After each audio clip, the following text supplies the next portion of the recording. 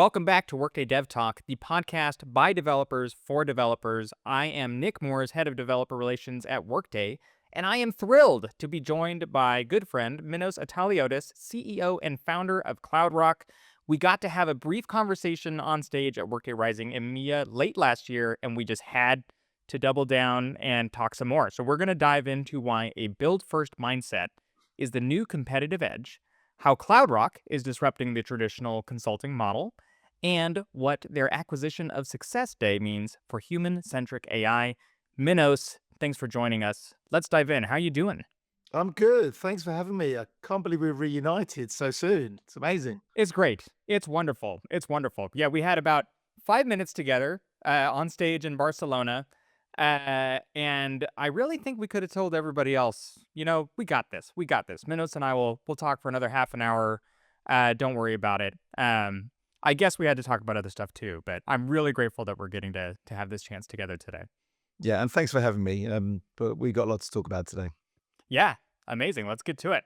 So, Minos, you have spent your career at the forefront of ERP systems. So, we know you've seen a lot, you've done a lot. Why was the time right for disruption when you launched CloudRock? Why is that relevant for today's world? Well, I see a lot of parallels today around all the developments and the fast pace of which everybody's talking about AI and agents to when I launched CloudRock coming up to 10 years ago. It's our 10-year anniversary, by the way, this year, later Congrats. this year. And there was a lot of disruption in the market. Organizations wanted to move from legacy on-prem technology to cloud technology. They didn't really know how to do it. The way you select the technology, build a business case, structure your projects, but then also get yourself into the mindset of continuous innovation and what that means for your support model, your BAU support model. Very, very different to the legacy on-prem world, which was a lot slower in terms of the pace of innovation. And organizations didn't really have, outside of the traditional tier one consulting firms, didn't really have anyone that they could rely upon that could do that for them. And that's why I set CloudRock up, and that's how we've grown to where we are today, just following that customer journey. But very, very similar to what we're seeing with the AI today, and organizations trying to break into that frontier. Yeah, I mean, let's speak on that. So, you were saying 10 years ago, which I can't believe that was 10 years ago already. Very different worlds. Things were changing fast, and they're changing fast again today. So, I like to say like the body remembers. Like you probably remember how that felt deeply. That was a pivotal moment for you. Like, are you feeling similar today? Like, what is that like? This new transformation. How is it like what came before? How is it not Yeah, like it? I think what's changed is the level of maturity of a customer today versus 10 years ago has moved on. Some organizations now have already digitally transformed, and they're looking to move from one vendor to another vendor, or there's lots of M&A activity which is driving that transformation, or they could actually be a laggard that hasn't moved from that legacy on-prem technology to a cloud-based solution like Workday. But the key differences are there's a lot of people in the market now that have been through that journey, so there's greater understanding. I no longer need to explain why an advisory partner is needed during a Yeah. transformation, whereas in the earlier days, we were almost having to justify our existence in the market. And then if you fast forward to where we are in terms of that level of maturity, those customers that have digitally transformed, they have gone early, they have got good processes and a good clean set of data. With something like Workday Build and Extend, they're looking at ways that they can take that to the next level.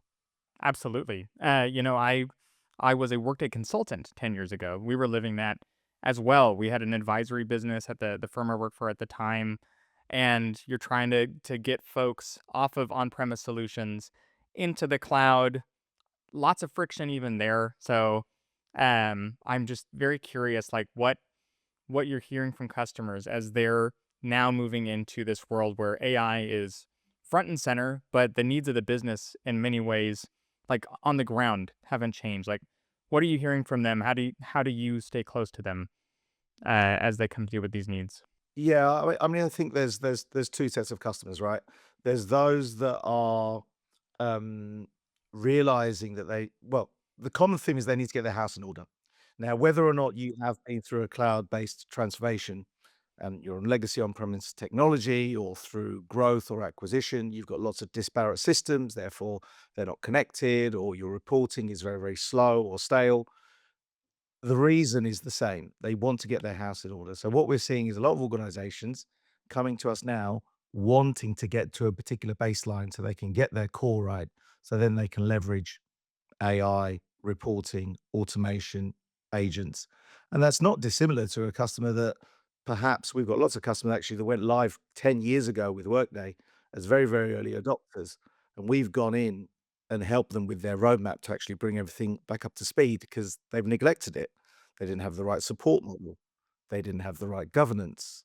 They didn't invest in taking on the releases, or quite simply, there's a lot of debt that they have. And when I say debt, almost technical configuration debt, because they didn't make the right decisions early on in the initial program. They were just focused on getting live or lifting and shifting, or perhaps the business moved on. Regardless of what reasons that might be, their baseline still isn't there, even though they're already live on something like Workday. So we're helping those customers get their baseline right, and then they can start leveraging um, all the AI goodness uh, going forward. Yeah. There's real wisdom there. I selfishly for myself, we are moving house. Is that how I would say it? Yes, We're yeah, we're we going say to that. we're Yeah, yeah. yes, got it, got it. You My nailed it. parents are moving, we're moving, we're gonna be moving in together. It's gonna be like a sitcom and hopefully just as funny, Okay, that's right? interesting. Yeah. And but that immediately, to your point, exposes all the things that aren't in order. Like the work you have to do remains the same, and if anything, it's now an even more stark contrast. So, I think it's really interesting that although the transformations being tackled are very different now than they were 10 years ago. What I'm hearing you say is that look, the work that you need to do is still kind of hard, and it still really benefits from partnership with someone like CloudRock. And it's still really what needs to be done and what will make you successful. Yeah, yeah. Thank you for saying that. But listen, it seems simple Mhm. getting your foundations right, Yeah. um, but also not neglecting when you have dry rot or damp or termites in the building, right? Just because your Yeah. foundations were right 5 or 6 years ago doesn't mean that they're okay today. It seems simple, but it does really, drive everything. For years, Minos, we know the gold standard in ERP, these big bang implementations, a 2-year rollout, big manual process to make that happen. Does that old way of working still work? Or if not, why wouldn't it be fit for purpose in the AI era? I think it comes back to my previous point about getting your house in order. Organizations want value quicker. So that means deploying quicker, realizing perhaps an MVP or an MVP plus type product in a live environment quicker, decommissioning legacy technology, moving to a common platform. The theme, whether you're a really, really small organization with things like Workday Go, um, where you can go live in weeks, not months, Yeah. versus a very, very large scale organization where you would have traditionally have seen, quite often 2, 3 year transformations. There's a lot more pressure in terms of trying to deploy quicker. And again, I think this comes back down to the maturity level of executives that realize that actually we're not that special as an organization in 90% of the areas. So we always tell our customers, focus on what makes you special. What's your secret sauce? Okay. That's where you go off the beaten path and you do something different. But does that need to be as part of your phase one? So you go as standard as possible, adopt as much out of the box functionality as possible, which reduces the effort, reduces the impact, allows you to get live quicker, but more importantly, start realizing the benefits of that subscription that you're paying to the cloud vendor. Yeah, makes perfect sense. An analogy I remember you telling me once was that in the previous on premise mindset, the thought was, hey, I want my rocket ship. Build me my rocket ship. I have a rocket ship already. I want to build my rocket ship in Workday. So do you think that still holds water? Yeah, look, I came from a PeopleSoft background. The majority of my career was spent, probably I can't say majority anymore, but a large chunk of my career was spent working on PeopleSoft enabled transformations. Fantastic product, super flexible, but it was on premise and everyone had their own instance and they would do crazy things with it. And so you could build the rocket ship, but just because you can build the rocket ship, it doesn't mean that you should build the rocket ship. That's the big change now where we're trying to get customers to accept that isn't what you should be doing. But there are instances, like I say, I keep coming back to your special sauce and what makes you special. And that's where you focus your attention on driving the innovation. So speaking of that special sauce, Workday has come a long way in the last 6 or so years, right? Workday Extend came out. All the platform technology and Workday Build came out. The marketplace came out. CloudRock serves as a customer and as a partner, not only doing implementations but producing marketplace apps. There are lots of ways in which customers can choose to live out, to build space for that secret sauce that makes them awesome. How do you view that landscape? How do you help your customers look at all those options? Because it really seems like you have a lot of great options for the secret sauce. Like, what would you say? First things first, when we develop our apps, we develop them with a customer. Now, it could be that that is the first customer that comes to us that has an idea, and then they have a decision point to make. Is this something that is their secret sauce that they don't want to share with anybody else? At which point, this is a really good example of where you would build it for them, specifically for them, under the Workday Extend capability. And they wouldn't want to share that. It will give them competitive advantage. So they wouldn't want to share that. Or it's just Right. very particular and special to them. And we have many instances of that. But coming back to that rule of, most things are not something that makes you special. And it could just be a customer's come to us for the first time and no other customer has come to us for the first time. We'll always have that discussion and challenge them. Do you want us to build this in design partnership with you? In exchange, CloudRock will make it very attractive for you commercially. We will own the IP in return, and then we will bring it to the marketplace to the other 12,000 Workday customers so they can benefit from it as well. But the customer's getting something built for them that they wouldn't currently have available to them. And we'll build it in a way that is sustainable and configurable. So there are options when it comes to other customers having other ideas. And we'll keep that design partnership going for a period of time to make sure that we're listening to what customers are asking for. So you've got this inflection point and this decision point. Is it special source stuff? Therefore, you build it with a partner like us, or you build it yourselves? Or is this something that you can buy off the marketplace or develop with a partner to bring to the marketplace so others can benefit from that as well? No, you're in a very unique position because CloudRock is also the customer. I'm Yes. trying to think of the analogy here, but like you're having to evaluate yourselves. Well, do we Yeah. build the custom thing?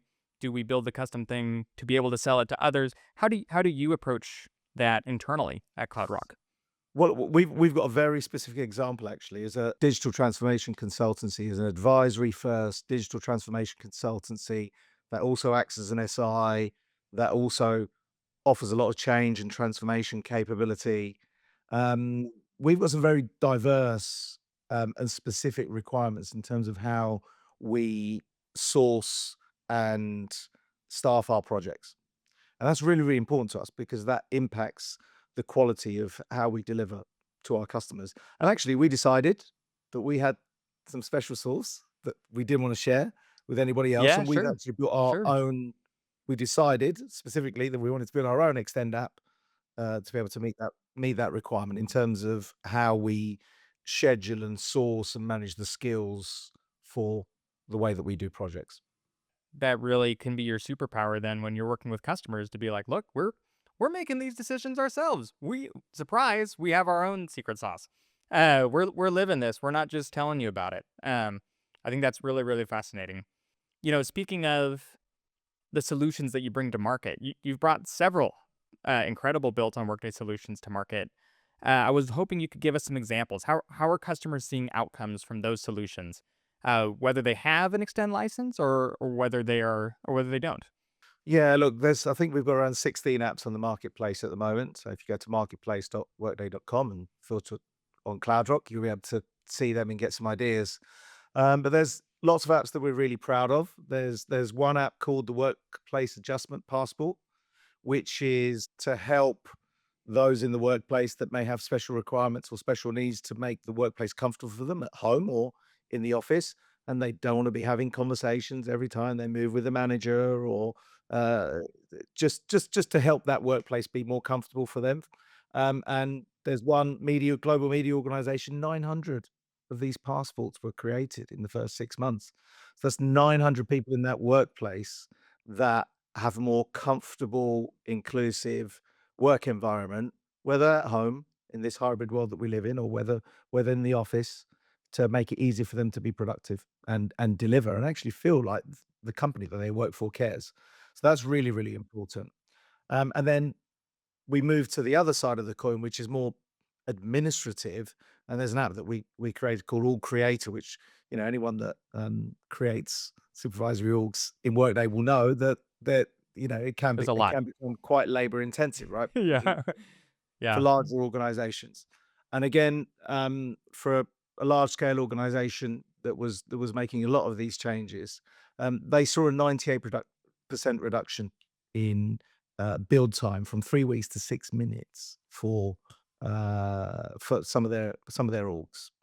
What? I I What? know, I know, I Wha- know. It's That's it, that's hard to fathom, Minos. I mean, that's incredible. That's really really cool. Yeah, and that's just using AI and automation to kind of stop the human element from going through that manual process. And even in activating those orgs, they which is very time consuming. Anyone listening to this or watching this will know how time consuming that is. Over 300 created, deactivated in a really really quick fashion. And then there's one more that I'll finish on as well, an app called Workhive, which again is particularly pertinent in this hybrid working structure where people are sometimes in the office or sometimes working from home. How many times do we go into the office and we bump into somebody and we think, "Oh, I really wish I knew you were there. I would have prepped more to talk about X, Y, or Just Z, or just vice yesterday. versa." Yeah, Yes. you're hoping Mm-hmm. to see somebody and they're not there. So what Workhive does is allow people to just say where they're gonna be, and these busy bees can kind of congregate in the office around the same time. And there's a 900 person fintech that, um, 650 of their team are using this to collaborate in terms of, congregating in the office at key moments in time. That sounds like I could see someone being like, "Oh, well, okay," but I mean, I think about the real life human impact of was I there with the person I really wanted to be with or not? And it could have we could have just made it easier. So I love that from everything from hey, from a compliance standpoint, from an inclusivity standpoint, all the way down to this of like, can we just make this a little bit easier and can we just keep it in Workday? I love seeing the breadth of solutions that the marketplace represents. You know, it's not a cold and sterile place, right? These are like really, really valuable things, unlocking time for people, unlocking connection for people that use Workday. So I really, really love each of those, and I think they tell quite the story. And Nick, the beauty of it is it's all customer driven. This is what the Mm, market is asking for. So all we're doing is responding to what our customers are asking for us, and it's so quick to bring these apps, to market relative to, you know, full custom build. We're leveraging the AI coding capability within Workday to bring some of these apps to market quicker. that's amazing. And I happen to know firsthand that you have been leveraging some hackathons, some innovation challenges as well. I'm super duper biased, but I absolutely loved the Workplace Adjustment Passport. It had a podium finish at DevCon, I believe a year ago, 2 years ago. But that was one of the first big instances where we were able to say, hey, this amazing team came in, they built something at DevCon, at the hackathon. They were able to turn it around, take it to market, like you said, very, very quickly. It's one of my favorite stories, and it just does my heart good knowing that, hey, it's still out in the marketplace, kicking butt, taking names, making things better for people. Yeah, absolutely. Well, I wanted to touch on you recently acquired Success Day. It's an organization extremely aligned with CloudRock. It shares your focus on people led AI innovation. How does this acquisition enable you to expand your advisory reach? How does it help you continue to drive human centric automation? Yeah, look, Success Day, culturally, how they operate as an organization were the European version of CloudRock. And we were actually sitting down with some of our advisors, probably around this time last year, actually, not too far from this point. And we were talking about how we wanted to double down on our European presence and talking about potential targets. And obviously, we're always following our competitors in the market. Anybody that tells you that they're not Sure. might be telling a few fibs, or be generous with the truth at least. But we just immediately said Success Day is the one because of the fact that, like us, they are an advisory first digital transformation consultancy and an SI second. In other words, we help the customers with the thinking and the advice, but we can also make it happen as well. And so there really was only one choice when we were thinking about doubling down our presence in Europe. And they open up Benelux for us. They open up the Nordics for us. They open up the Dark region for us. But they don't have the nearshore and offshore firepower that CloudRock has. So it's a really, really nice, people focused, advisory focused approach that will only benefit our customers. Now, I have one more marketplace question I want to get out of my brain, make sure we talk about it. So, as someone that's also been around the block for a while with Workday, I remember the good old days where the selling point was, hey, everyone's on the same version. We touched on that a bit already with your PeopleSoft background, and there's huge power there. But it also meant, especially pre-extend, pre-Workday build, you gotta wait. You get to wait. Uh, about 6 months, two major releases. Workday will get to your feature update eventually, but hey, at least we're all in the same version. So, but a lot's changed, right? We already talked about extends out, the marketplace is out. You can build, you can buy, but I want to make sure we talk about that third piece too of like, hey, Workday's still very much innovating, folks. So how do you help customers think through that specific problem of, or that specific question, I should say? What do you wait for? What do you build and what do you buy? They're asking us to help them with their roadmap, with their approach, with their prioritization. So if you remember what I said about getting your baseline right, that's quite a common theme at the moment. And then the conversations around leveraging some of the new SKUs, the new functionality around Paradox, Hired Score, Eversort, Sana now is super hot and a super hot topic. But inadvertently, Workday Build and Extend starts to become part of that conversation. And we kind of touched upon it before, but customers will ask us, "Why should I build something versus buying off the marketplace, and how do we know that we're not wasting our time?" And the long and the short answer is, if you build it yourself, you can do what you want. You can build the rocket ship, should you choose. Right. But if you approach a partner like CloudRock, and this is how we do it, I don't know how other partners do it, but this is how we do it. If you approach us, you say, "Hey, we've got this idea, and this is a real challenge, and this will really help us." The way that Workday approves the apps that come to the marketplace, we will take that idea, we will put it into a business case. We will submit that to Workday. And if Workday has the plans on their roadmap, or it's too similar to another app, in other words, other partners' apps will get cannibalized, then it won't get approved. So there are the checks and balances in place for a customer to be able to have the confidence that they're actually going into an area or buying an app that Workday has no plans to develop, or other partners haven't developed something very, very similar, or there's enough differentiation. Could be AI on some of these apps to make the difference. So the checks and balances are inherently built in. So you have options. Got it. That's great. And it's honestly good news, right? Workday is still cooking. You could build your rocket ship too. And CloudRock has a suite of rocket ships, if you will, or whatever the small reusable version of that is. And so do all of our fabulous partners. I think it's pretty incredible to see what's happened in just the last few years, and I really can't wait to see what happens in the next few, to be quite honest.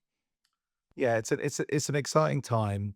It's a time that I believe can create a lot of opportunity, And I think, you need to filter out all the noise, stay off Instagram as much as you can.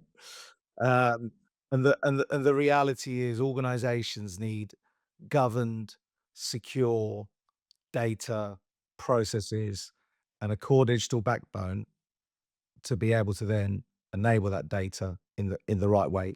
And inadvertently, that will be AI and agents, right? Over the next 12 to 18 months, we're going to see so much more in terms of AI and agents. And in fact, we've built our first agent that we're hoping to bring to Hey, market congrats. soon. Yes, yes. So it's That's exciting amazing. times. Oh, yeah, absolutely. So, Minos, I have a very important question. Oh, Would you okay. would you humor us Yes. and engage in a lightning round? This is something we Okay. wanted to do forever. Okay. Uh, Sounds like your game. That's awesome. So what we're gonna do? We're gonna try to do it off the cuff. I think we may have teased some of these before, but we would just love Minos's honest take on some real good questions. Okay, so question one, Minos, if you had to explain to a CEO in one sentence why your AI strategy will fail without a human centric approach, what do you say? Um, I think I would say look at humans as the curators, the orchestrators, the conductors. You cannot have an orchestra playing on their own without a conductor, however great they are at playing the violin or playing the double bass or whatever that might be. And I think that's where we're going with AI in terms of everybody can have their own orchestra and where you are the conductor. So that's probably how I would explain it. And that is totally I've I like it. heard that for the first time ever, and hopefully, Yeah, yeah, no, I bought it. that's something that I'm a you can use. musician. I was Yeah. hearing it. I was hearing it. It sure helps a lot to have a conductor, and Yes. it reminds me of the human in the loop analogy folks always use, and one I particularly favor is human in the lead. Right? Like now, I'm imagining your conductor. Is your conductor just hanging out? He's a checkpoint. Like no, he's there up there, right? They're making sure everybody is in time, in tune. They can make those calls about when we should swell, when we should chill out. I'm gonna steal that visual if you You don't I haven't mind. got the copyright on that, Nick, so Okay, so good news. so Good news. so you could take it. Yeah. And then think that the data that you will have in Workday, Mm, the metaphor is the music sheets, right? And yeah. how you're playing the music. Anyway, we'll leave that Yeah. This one is there. great. We could go really We'll deep workshop on it. that one. Yeah. Yeah. Yeah. Yeah, we'll leave that one there. Oh, I loved it. I loved it. Okay. Next lightning question. Mhm. What is the biggest thing developers are currently thinking about wrong when it comes to AI agents in the workplace? I think it comes back to this perceived fear that the agents will do everything for the humans, okay? That they will just be fully autonomous, acting without the check. I'm like a broken record, I'm sorry, but without the checks and controls and the balances. We are not talking about booking vacations. We are not talking about booking, you know, restaurant bookings, right? Or tidying up your personal calendar or email inbox or whatever that might be. Okay. This is not a Mac mini that's going to be running autonomously in a corner. We are talking about corporations that require security control, governance, and we need to have the checks and balances in place. So will agents accelerate humans to be able to be better at their job? And again, coming back to this curator conductor role where the checks and the balances are in place, absolutely. But I think a big mistake would be to think that we can build these agents that are just going to wipe out huge populations of the workforce is not the way to be thinking about it. I agree. I agree. We could talk for 20 more minutes on it. I mean, the accountability factor is huge. You think of the audit trail. Who made that decision is a very big question. Payroll doesn't get to be mostly right. It's not Yes. a creative field. There's Yeah. no artistic license. So I'm But 100% with you. yeah, but let me add to that. Sorry, Nick. Yeah, yeah, yeah. Imagine if you're a 300 person organization doing, I don't know, I'll make a number up, $30 million in revenue. Um, and with the use of AI and agents, you remain a 300 person organization, but you're doing $100 million in revenue. I think that's how we should be thinking about it. This is about empowering. This is about Yeah, empowering the humans. I love it. All right, next one. What is the most underrated app in the Workday marketplace? Ooh, I'm Promise gonna it's have not to a trap. yeah, I'm gonna have to pick one of ours. Obviously, Sure, sure, yeah. obviously. I Yeah. would have to say the High Five app, purely Yeah. because it would be a tough one. Between High Five and Schedule. See what I did there? I managed to mention 2. But I think I'd go for High Five purely because it's human centric, and it touches every single Workday HCM customer. I can't see why, every single Workday HCM customer wouldn't be interested in this app. So I think that's why I think it's probably underrated just because of its huge broad appeal. This is the super awesome feedback one, is that right? That's right. It links Okay. to Amazon gift vouchers and other key You have my vendors. It attention. links to Yeah. performance management. It's really, really good for recognition and retention. Just again, back to this remote hybrid world that people are still working in, allowing colleagues to kind of know what's going on. It's a notifications app, it's a recognition app, and it also has practical value in the performance management piece. So yeah, I've not mentioned that one. So Yeah, yeah, um yeah. Okay, next up. With the rise of agentic tools and AI, what is the most exciting business need that CloudRock is building for next? we're focusing a lot around PBS, so professional business services. Um, you'll spot a theme here. We're talking about a human centric approach, and professional business services firms cannot exist without humans. And what we're looking to do, I don't want to reveal too much, but we're looking to Sure, sure, tie sure. in a lot of the automation with the use of agents, with the use of AI around bringing that together in terms of what is core Workday functionality and what some of these PBS organizations are looking for in the marketplace. Love it. Can't wait to see it. That's great. Okay, Give us two 3 more, two months. more. Yeah. Yes. Yeah, yeah. Give us time. Let us cook. Okay, you are an expert in technical architecture. What is the one low tech or no tech thing that you can't be without? That's gonna be a tough one to answer, but I'm actually gonna go with, I think I can call this low tech. Do you see this? This is moving around. Ooh, yes, yes. I've got this Magic.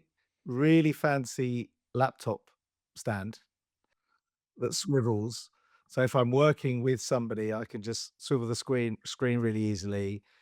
Yeah. It's great for, eye contact when you're on screens, and it means that I've got a mobile office wherever wherever I go. If I'm working from the kitchen, I work from the garden, I take it with me on vacation. So you've put me on the spot there, but I think Next episode's from the I garden. don't know the Yeah. brand. We might have to put it in the Yeah, links yeah. with somewhere, but Yeah, links in yeah, the show notes. Yeah. it's I think I got suckered in on Instagram and I love it, and it's great. I was gonna say, before we hit record, tragically, in my opinion, Minos brought this out, and I just about fell over because I had also seen it on Instagram, did not know it was real, and it has been fabulous so far. It seems great. Yes. Yes. I love it. That's awesome. It's the little things in life, right? Okay, so one more. Finish the sentence. A developer's best friend in 2026 is. It's gotta be Workday Build. Surely. Hell yeah. Yes, Gotta it's be. got to be Gotta Workday be. Build. Gotta be. That's the slogan. Yeah. I think that the time is ripe. The time really is ripe for, organizations that have got their house in order in terms of their data processes and adoption to then be able to kick on and accelerate using Workday Build, using the AI developer tools that you have, leveraging the AI functionality that you can call in, building agents. It's an exciting time to be able to do that under that secure governed layer as opposed to, the wild west of, full stack development where you don't really know what's going to be going on there. So yeah, I'll double down on that one. As would I. Okay, as a surprise to everyone, I'm going to go rogue and introduce one other bonus question, something near and dear to my heart. We have our hackathons that CloudRock always shows up to. They always rock it. These hackathons are long events. They have a big giant playlist that somebody has lovingly put together. But I want to know, Minos, if you were there at the hackathon, what song needs to be on that playlist? Must be there. What would you Gosh. pick? Oh, it sounds cheesy, but I'd probably go with "Don't Stop Believing." Yeah, Ooh, yes. yeah. I'd have to go with "Don't Stop Believing" just because, always looking forward, always feeling positive, And there's so much that we can do despite the challenges that everybody might feel on a day-to-day basis, right? Success is not a straight line. Keep the faith. All will be well. I can't imagine a better place to end. Minos, thank you for coming on the show. It's been so great hearing about how Workday Build is helping teams move faster, helping your team move faster. So whether you are building your own way or buying from the marketplace, the goal is to stay agile and have some fun along the way. So hey, thank you again, Minos. And folks, if you enjoyed this episode, be sure to subscribe to DevTalk wherever fabulous podcasts may be found. And as always, happy building.